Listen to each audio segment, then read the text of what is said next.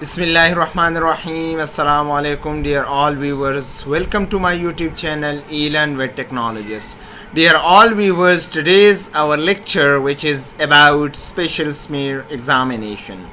Procedure of special smear examination के ऊपर आज हम बात करेंगे कि स्पेशल स्मेयर एग्ज़ामिनेशन के अंदर कौन कौन से इम्पॉर्टेंट स्टेप हैं जिसकी मदद से हम स्पेशल स्मेयर एग्ज़ामिनेशन हम रिपोर्ट कर सकते हैं और उसको हम ब्लड कलेक्शन से लेके रिपोर्टिंग तक हम उसके अंदर कौन कौन से स्टेप्स इन्वॉल्व होते हैं। सबसे पहले हम पेशेंट से ब्लड कलेक्ट कर देते हैं with the help of syringe, butterfly या जो भी चीज़ आप यूज़ कर देते हैं, लेकिन आपने पेशेंट से ब्लड कलेक्ट करना है और सीबीसी ट्यूब के अंदर या कंप्लीट ब्लड काउंट के लिए जो ट्यूब यूज़ होता है उसके अंदर आपने डालना होता है।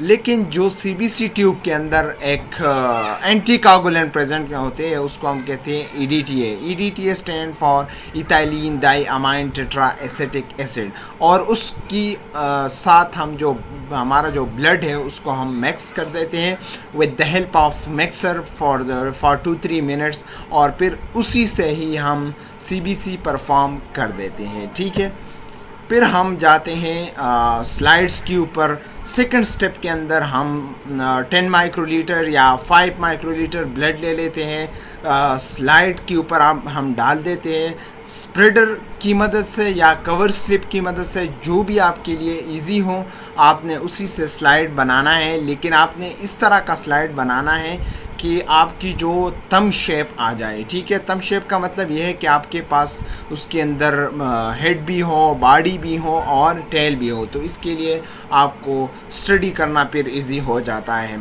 ठीक है, थर्ड नंबर जो हमारे पास जो स्टेप हैं वो ये है कि हम फिर माइक्रोस्कोप के ऊपर जाते हैं और उसी स्लाइड के ऊपर हम आयल लगा देते हैं सीधा, जो प्रॉपर आयल उसके लिए हम यूज़ कर देते हैं। ठीक है, वो डाल देते हैं।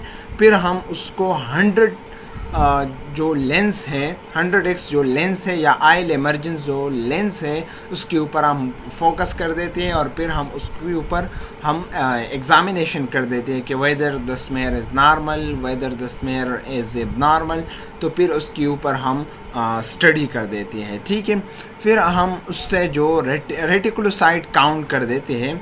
तो इसका प्रोसीजर कुछ इस तरह है कि उसके लिए हम जो रेटिकुलोसाइट का जो स्टेन है वो ले लेते हैं, और उससे जो सीबीसी ट्यूब के अंदर हमने जो सैंपल लिया है उसी से भी हम ले लेते हैं, लेकिन वो अकॉर्डिंग टू एचबी। अगर एचबी ज़्यादा है तो हम 1:1 के अंदर ले लेते हैं, लेकिन अगर एचबी 10 से कम है तो हम 2:1 के अंदर हम ले लेते हैं। 2 हम ब्लड डाल लेते हैं और 1 जो रेटिकुलोसाइट स्टेन है वो हम डाल लेते हैं। ठीक है, फिर हम उसी से ही स्लाइड बना देते हैं, उसको ड्राई कर देते हैं, और फिर उसी स्लाइड को हम क्या कर देते हैं, उसी स्लाइड के ऊपर हम आयल डाल देते हैं। फिर वो 100x के अंदर हम देखते हैं कि उसके अंदर जो रेटिकुलोसाइट है वो कितने आ रहे हैं। ठीक है, उसका भी एक अलग फार्मूला है, लेकिन इंशाल्लाह अगला जो हमारा वीडियो होगा वो हम रेटिकुलोसाइट काउंट की कैलकुलेशन या उसकी जो फार्मूला है उसकी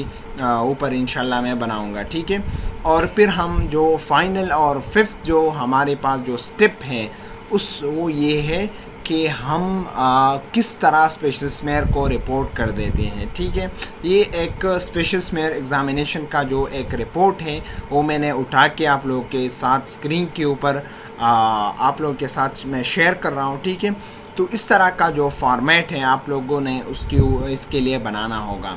ठीक है, उसके अंदर इम्पॉर्टेंट बात ये है कि अगर आप लोग इस तरह के फॉर्मेट बनाएंगे तो जो आपका जो फिजिशियन है या जो डॉक्टर है उसको ये भी पता चलेगा कि इसका पेशेंट का एचबी कितना है, उसका आरबीसी कितना है, उसका डब्ल्यूबीसी कितना है, उसका प्लेटलेट्स कितना है, MCV, MCH, MCHC, retic count कितना है, डीएलसी का भी उसको पता चलेगा, और जो आरबीसी का जो मॉर्फोलॉजी है यानी अनीसोसाइटोसिस है, जो पैकेलोसाइटोसिस है, या हाइपो जो पोलिक्रोमीजिया है, पेंसिल सेल्स है, टीयर ड्रॉप सेल है, ये सारे की सारी चीज़ें उस स्मेयर के अंदर आते हैं या नहीं आते।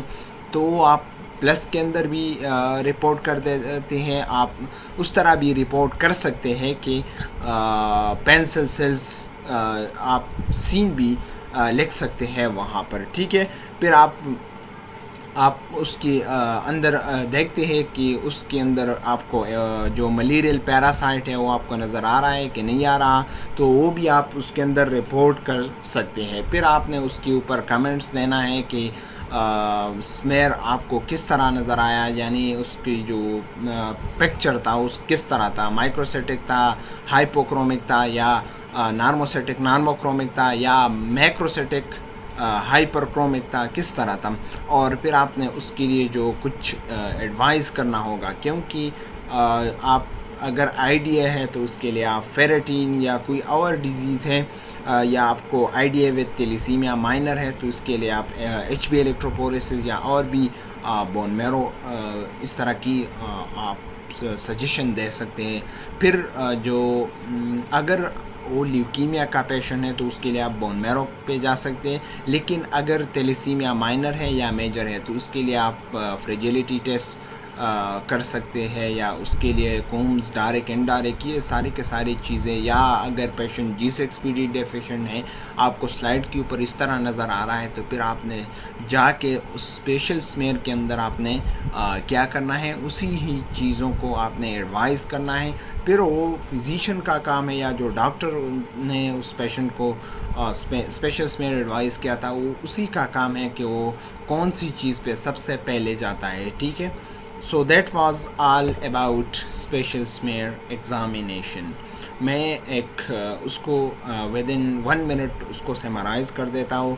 सबसे पहले आपने ब्लड ले लेना है पेशेंट से CBC ट्यूब यानी EDTA ट्यूब के अंदर, फिर आपने उसी से ही उसको properly with the help of mixer आपने मिक्स करना है, फिर उसी से CBC परफॉर्म करना है, फिर आपने जाके उसी से स्लाइड बनाना है, फिक्स करना है विद द हेल्प ऑफ मीथानॉल, फिर आपने उसको स्टेन करना है, फिर आपने उसको ड्राई करना है, प्रॉपरली आपने ड्राई करना है, ठीक है। फिर आपने जाके वहाँ से आपने रेटिक काउंट बनाना है अकॉर्डिंग टू HB, जिस तरह की मैंने पिछली 3-4 मिनट्स के आप लोगों को इसके बारे में बताया, ठीक है। फिर आपने जो after 30 minutes of incubation at 37 पे जब उस रेटिकुलोसाइट काउंट का आपने स्लाइड बनाना है, उसी से उसको ड्राई होने दें। फिर आपने उसके ऊपर भी ऑयल डालना है, उसको जो रेटिक काउंट है उसको आपने कैलकुलेट करना है, ठीक है। फिर आपने जो स्पेशल स्मेयर है उसको आपने रिपोर्ट करना है, ठीक है। So that was all about special smear.